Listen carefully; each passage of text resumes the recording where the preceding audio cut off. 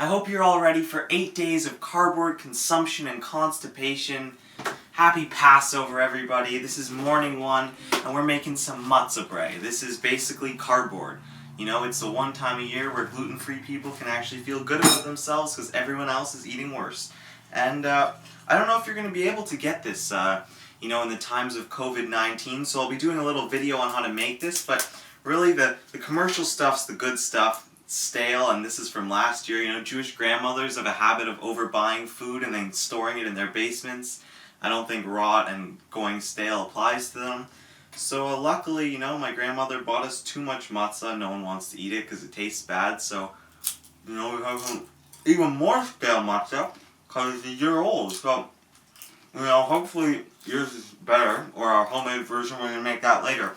But anyways, the one recipe really, matzah crack's good too. One of the only recipes that tastes good and is not all hard, and it does still give you constipation. I'm sorry, there's no way around that.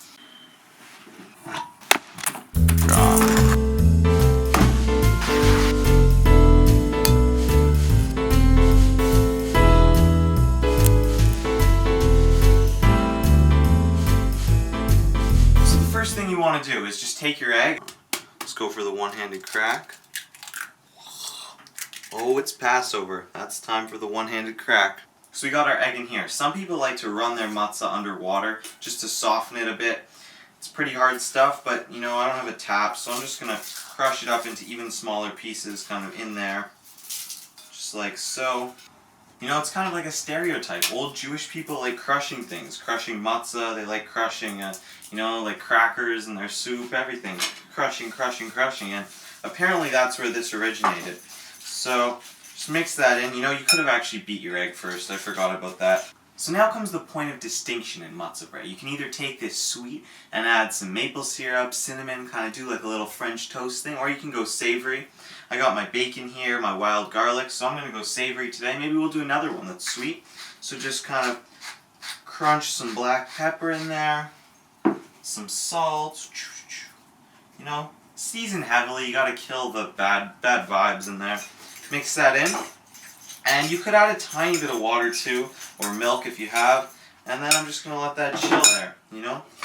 In the meantime, I'm going to take my bacon, right? I'm just going to cut this in half, and we're going to fry that over at the stove. Then I have my wild garlic. We just picked this out from the beautiful little wild garlic patch.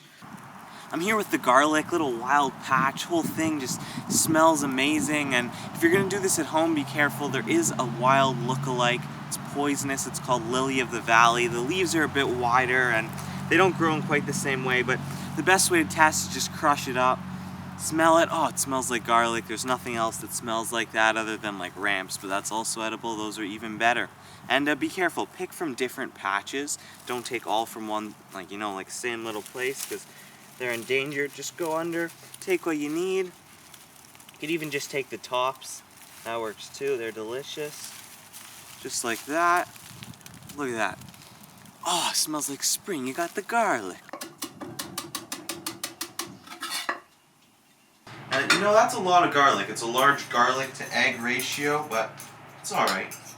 I like my stuff garlicky. You know what I'm saying? And this is a very light garlic. It's not like store-bought garlic. Alright, first thing you want to do, take your bacon, right? This is kosher bacon, don't worry. Just lay it right down in your pan there. Oh yeah. This isn't actually kosher bacon, but there is kosher bacon. I think it's kind of like more unethical than just eating regular bacon, because they put the like pigs on these wooden planks so that they like don't touch the ground, and somehow that makes it kosher. I don't know. Alright, just pop the bacon out, nice and crispy, a bit too crispy, but you know, the trick is when you crisp up one side too much, just turn it on the other side, no one even knows. Garlic goes in just like that. Oh yeah, baby. Just like that, garlic in. Oh, that smells good. That hot oil is going to bring the eggs up to temperature so they'll cook nicer. Not that I keep them in the fridge anyways, so it won't really make a difference. Make sure you get all the garlic out, because if you don't, all those little leftover bits are going to burn, and you don't want that to happen. Just mix up that Matzah Brei. Alright, Matzah Brei going in. Alright, just form that into a little pancake. Now we're just frying this in olive oil today, but if you have chicken fat, if you've got the schmaltz just means drippings or lard. And it's just this delicious, rich flavor that you can put on pastas. You know, there's Dios testa. My great-grandmother from Hungary used to make this pasta that was covered in chicken fat and ground walnuts and sugar. Oh my god, it's the best thing ever. But, you know, we're just going to fry in olive oil today. What can you do? We don't got chickens, we don't got fat.